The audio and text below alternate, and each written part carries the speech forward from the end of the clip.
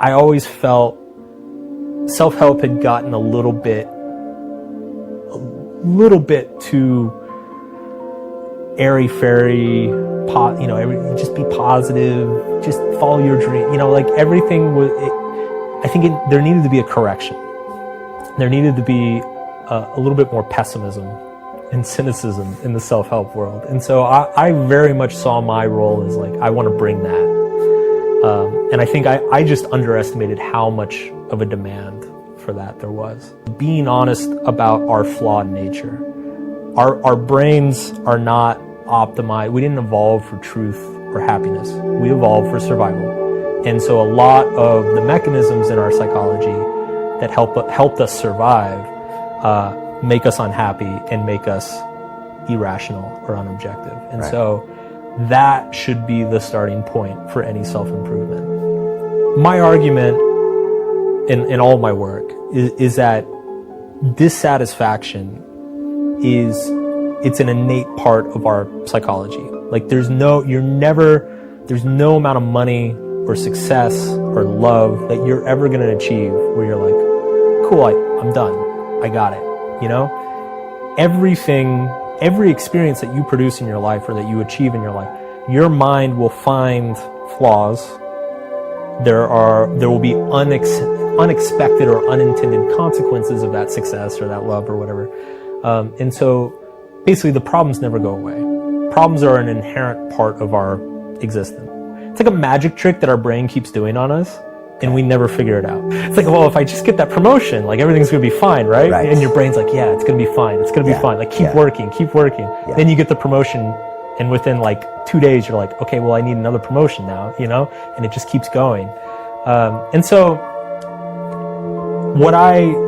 since every form of success is going to produce its own problems, the point that I make is that what we should actually shoot for is, let's just find the problems that we enjoy having, So, because that ends up actually being what feels meaningful in our life, because we actually need problems. It's the fact that I have problems in my life and I work on them and I improve upon them, that is actually what gives my life a sense of meaning. If everything is just great and I'm just like kicking it with pina coladas at the beach, like that's not meaningful. That doesn't feel, it gets old.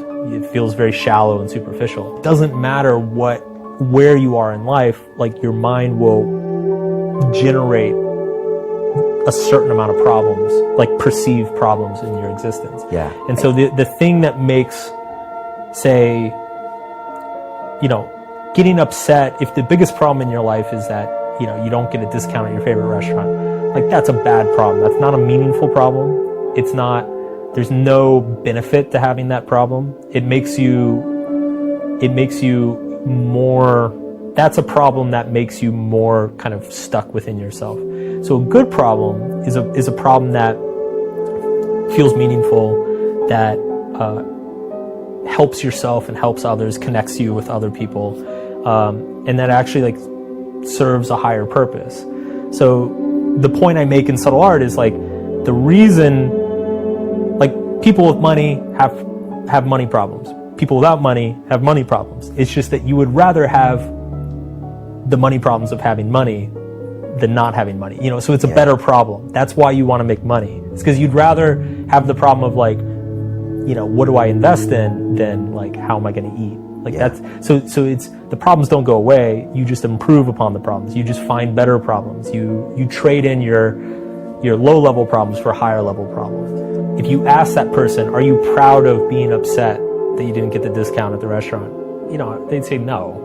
It's like, oh yeah, it's kind of a silly thing to get upset about or whatever. Whereas if you ask somebody like, are you proud of raising your grandson? Everybody's going to say yes. So it's like, it's that hindsight, because emotions only exist in the present.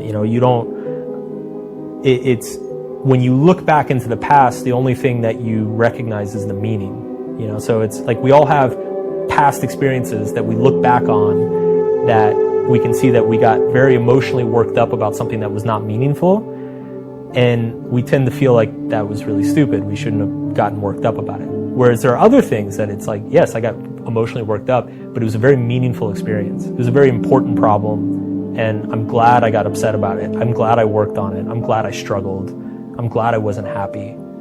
You know, and so that's what we want to go for.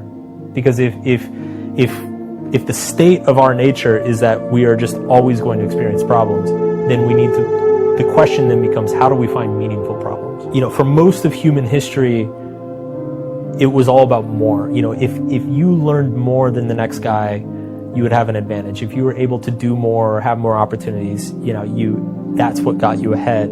I think today that's reversed. I think today what gets you ahead is knowing how to focus on less.